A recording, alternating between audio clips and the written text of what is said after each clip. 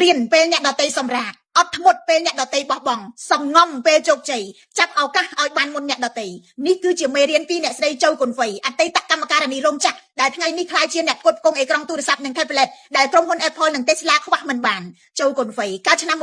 1970នៅភូមិក្រីក្រមួយក្នុងខេត្តហ៊ូណានប្រទេសចិនអ្នកស្រីមិនបានកើតមកជាមួយដើមទុនមិនកើតមកជាមួយឱកាសធំហើយក៏មិនបានកើតមកជាមួយផ្លូវដ៏រលូនទេម្ដាយស្លាប់តាំងពីអ្នកស្រីនៅតូចឪពុកពិការភ្នែកដោយសារគ្រោះថ្នាក់ការងារក្នុងវ័យក្មេងអ្នកស្រីជួយគ្រួសារចិញ្ចឹមសត្វនិងរស់ក្នុងជីវិតដែលមិនមានអ្វីធានាថាអនាគតនឹងរីកចម្រើនឡើយអាយុ16ឆ្នាំអ្នកស្រីបោះបង់ការសិក្សាទៅធ្វើជាកម្មការិនីរោងចក្រនៅទីក្រុងសិនចិនការងារដំបូងរបស់អ្នកស្រីគឺក្នុងរោងចក្រផលិតកញ្ចក់នាឡិកាប្រាក់ខែទាបធ្វើការច្រើនម៉ោងប៉ុន្តែអ្វីដែលធ្វើឲ្យអ្នកស្រីខុសពីមនុស្សជាច្រើនគឺការមិនទុកឲ្យភាពក្រីក្រកំណត់ជីវិតមេរៀនទី1ដែលអ្នកស្រីទុកឲ្យជាគំរូគឺរៀនពេលអ្នកដតីសម្រាកពេលថ្ងៃអ្នកស្រីធ្វើការពេលយប់អ្នកស្រីរៀនមិនអាចរៀនមហាវិទ្យាល័យព្រោះគ្មានសញ្ញាបត្របាក់ឌុបអ្នកស្រីទៅរៀនវគ្គក្រៅម៉ោងរៀនគណនេយ្យកុំព្យូទ័រការដឹកជញ្ជូនពន្ធគយនិងជំនាញផ្សេងអ្នកស្រីមិនបានរងចាំឲ្យជីវិតស្រួលសិនទៅរៀនទេអ្នកស្រីប្រឹងរៀននៅពេលជីវិតកំពុងលំបាកបំផុតនៅកន្លែងធ្វើការអ្នកស្រីរៀនមើលម៉ាស៊ីនរៀនគ្រប់គ្រងការផលិតរៀនពីគុណភាពរៀនគណនានិងរៀនរបៀបដឹកនាំមនុស្សមេរៀនទី2អត់ធ្មត់ពេលអ្នកដតីបោះបង់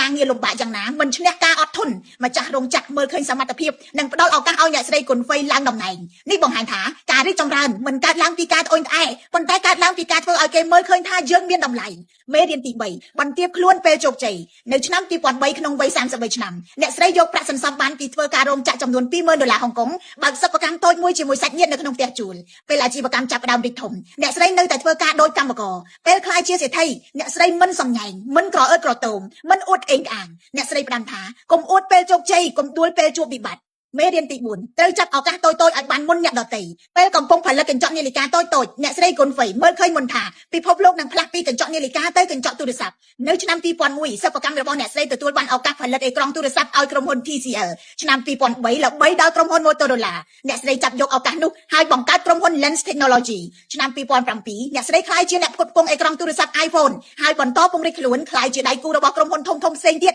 រួមទាំង Tesla ឆ្នាំ2015 Lens Technology ចូលផ្សារហ៊ុនសិនចិនចាប់ពីពេលនោះអ្នកស្រីជូកុនវៃត្រូវបានគេស្គាល់ថាជាស្ត្រីបង្កើតទ្រព្យពីដៃខ្លួនឯងដ៏ល្បីបំផុតក្នុងពិភពបច្ចេកវិទ្យាយោងតាម Bloomberg អ្នកស្រីមានទ្រព្យសម្បត្តិ$16,000 លានដូច្នេះក្នុងជំនួបរវាងលោកច្រាំនិងលោកស៊ីនៅថ្ងៃទី14-15 ខែឧសភាឆ្នាំ2026អ្នកស្រីជូកុនវៃអាចអង្គុយចន្លោះថៅកែ Tesla លោក Elon Musk និងមេ Apple លោក Tim Cook មិនមែនដោយសារសំណាងទេកៅអីក្បែរមហាសេដ្ឋីគ្រាន់តែជារូបភាពចុងក្រោយផ្លូវដែលអ្នកស្រីដើរទៅដល់ទីនោះទើបជាមេរៀនពិតខ្ញុំ